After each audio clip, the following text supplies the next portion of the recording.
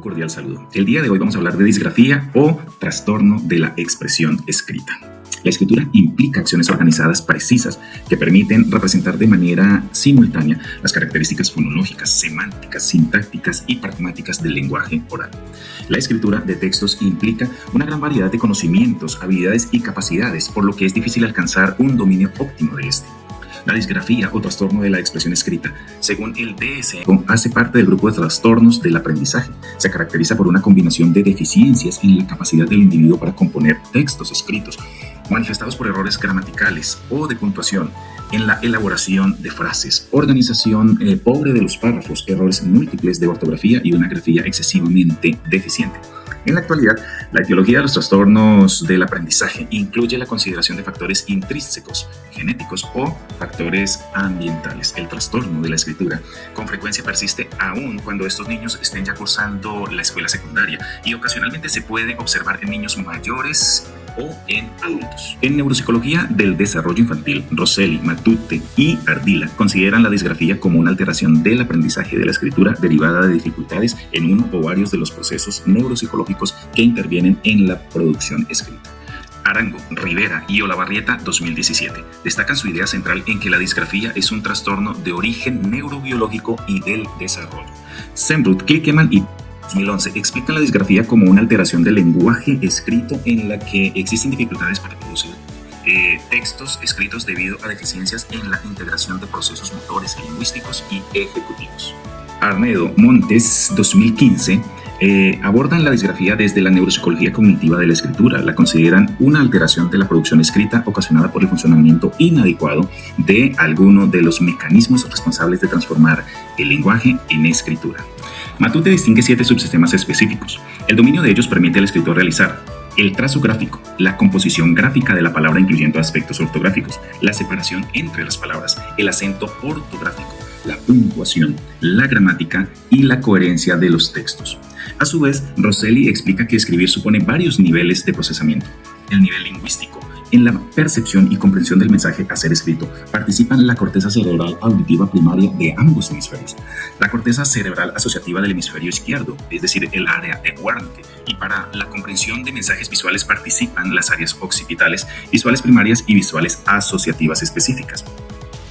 En el nivel ortográfico, se transforma el lenguaje oral en grafemas, intervienen conocimientos ortográfico, memoria léxica, reglas, fonema, grafema. En la transcodificación del mensaje es la más compleja y difícil de descomponer y se relaciona con las regiones de la corteza asociativa que ocupan la encrucijada temporoparieto-occipital izquierda, es decir, la circunvolución angular o área 39 y circunvolución supramarginal o área 40. En ella se realizan los procesos integradores de transcodificación de los mensajes percibidos a las formas escritas, por ejemplo, los fonemas en grafemas.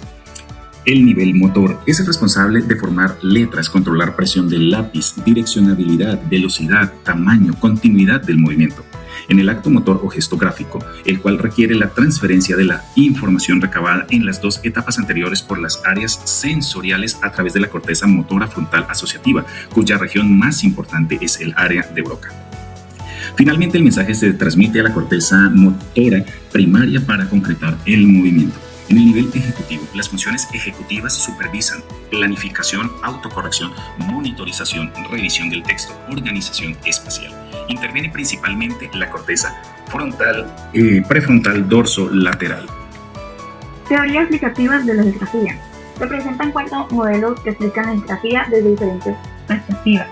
El primero es el modelo neuropsicológico funcional de Rosselli, Matute y Ardila. Este plantea que la escritura es una función muy compleja que depende de la integración de varios procesos cognitivos y motores. Por eso, cuando alguno de estos componentes presenta alteraciones durante el desarrollo, pueden aparecer dificultades para escribir.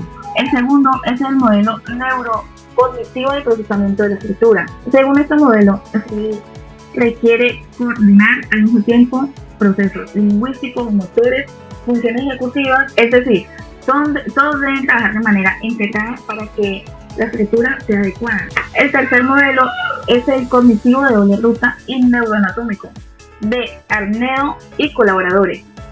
Esto explica que existen 2 mecanismos para escribir. El primero sería la ruta léxica, que utilizamos cuando escribimos palabras conocidas, recuperándolas de la memoria. Y el segundo sería la ruta fonológica, que convierte los sonidos en letras siguiendo las reglas del lenguaje. Y finalmente, el modelo del neurodesarrollo y de los trastornos de aprendizaje, de Aragón, Rivera y Olavarrieta. Señala que la disgrafía no se debe únicamente a un problema motor, sino a un desarrollo atípico de los sistemas cerebrales que hacen posible la escritura. En esta tabla se comparan los aportes principales de cada uno de estos modelos. Rosselli, Matute y Ardila explican que la disgrafía aparece cuando se altera alguno de los componentes que participan en la escritura, tales como el lenguaje, la memoria, las funciones ejecutivas, la planificación motora o la integración visomotora. Por su parte, Arango, Rivera o Olavarrieta consideran que la disgrafía es un trastorno específico de aprendizaje con un origen neurobiológico y multifactorial, influenciado tanto por el desarrollo cerebral como por la interacción entre diferentes procesos cognitivos. En el caso de Serus, Klickemann y Teter, destacan que la escritura depende de la integración de procesos cognitivos, lingüísticos, motores y ejecutivos. Por eso una alteración en cualquiera de ellos puede generar dificultades para escribir. Finalmente, Arnedo, Montes, Belibre y Sevillo explican que la disgrafía puede originarse por alteraciones en la ruta léxica, la ruta fonológica o en los sistemas motores y ejecutivos que participan en la escritura. La disgrafía es un trastorno que afecta principalmente la capacidad para escribir correctamente. Esta puede aparecer de dos maneras, durante el proceso de aprendizaje o a través de una lesión cerebral que la provoca.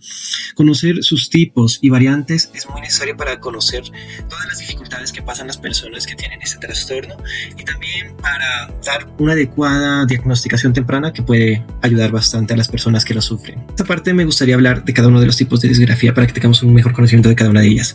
En la disgrafía evolutiva esta se divide en tres.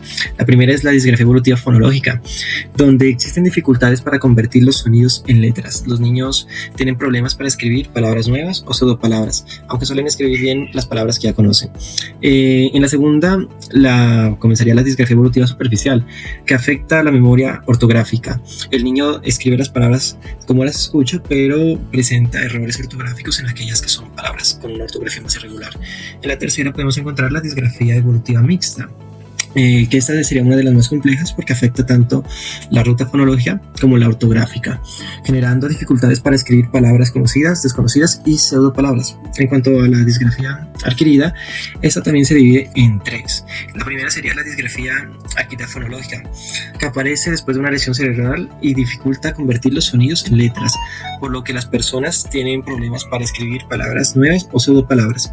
La segunda sería la disgrafía adquirida superficial, que afecta la memoria ortográfica, o sea que la persona suele escribir las palabras tal como las escucha, pero en aquellas palabras que tienen ortografía irregular suele cometer más errores. En la tercera, que sería la disgrafía adquirida profunda, en este caso también sería una de las más graves, ya que afecta tanto la ruta fonológica como la léxica y puede provocar incluso errores de significado al escribir palabras. También me gustaría agregarle en este caso la disgrafía periférica, que esta afecta el recuerdo de cómo hacer los trazos y por ende afectaría también en este caso la escritura más sobre todo. Las características clínicas de la disgrafía son muy importantes, ya que son los signos y síntomas que nos permiten identificar este trastorno que puede afectar tanto la escritura, el aspecto emocional, el aspecto motor y el cognitivo, y también nos puede ayudar a dar una temprana diagnosticación y en este caso poder ayudar a la persona lo más pronto posible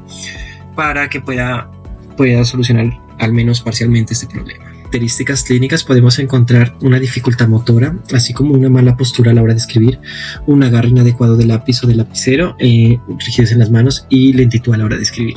Pero también podemos encontrar frecuentes alteraciones en la escritura, por ejemplo como unas letras poco legibles, un tamaño irregular, así como espacios inadecuados entre las palabras y unos errores ortográficos persistentes. Además, también se pueden encontrar dificultades cognitivas como problemas de atención y memoria en el trabajo, así también como aspectos emocionales como frustración, ansiedad, baja autoestima y disminución del rendimiento académico. Que la disgrafía es un trastorno que tiene un origen evolutivo y adquirido y que este afecta principalmente los procesos implicados en la escritura y que su identificación sus características nos pueden ayudar a dar un diagnóstico temprano, y esto nos puede ayudar a fortalecer los procesos de aprendizaje y dar una mejoría en la calidad de vida de las personas que padecen este trastorno. Muchas gracias por su atención.